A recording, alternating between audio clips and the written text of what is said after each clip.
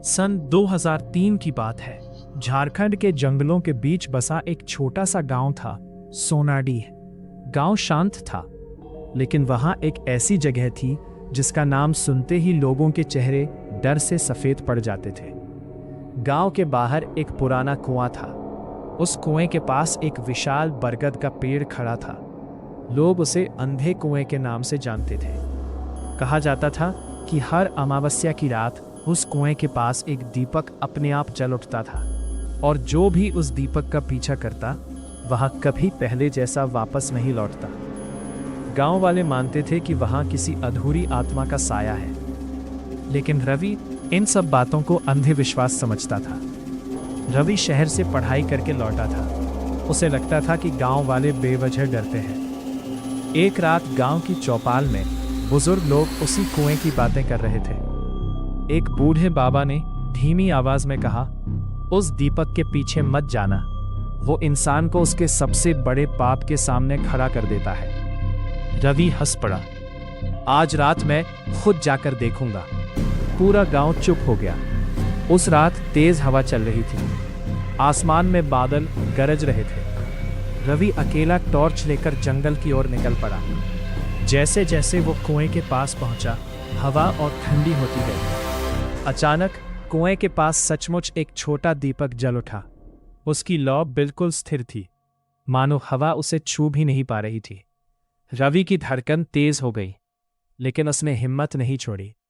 वह धीरे धीरे दीपक के पीछे चलने लगा। दीपक जंगल के अंदर जाता गया और रवि उसके पीछे। कुछ देर बाद वह एक टूटी हुई झोपड़ी के सामने पहुंचा।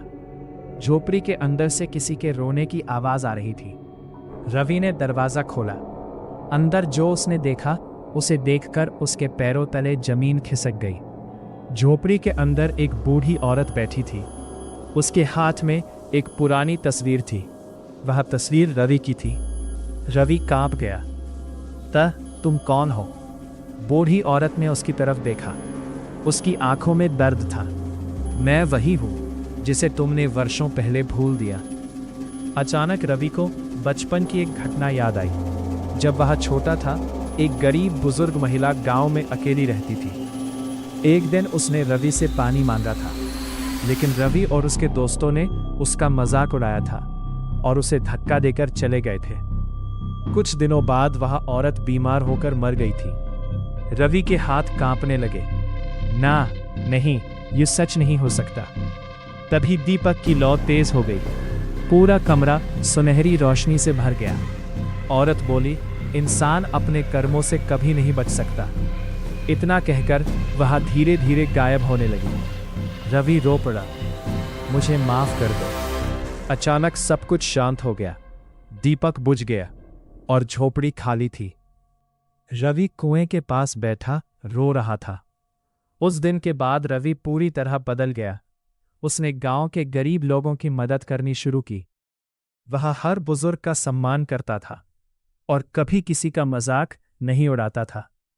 लेकिन सबसे रहस्यमय बात यह थी, हर अमावस्या की रात उस पुराने कुएं के पास आज भी एक छोटा दीपक जलता दिखाई देता है, मानो वह लोगों को उनके कर्म याद दिलाने आता हो।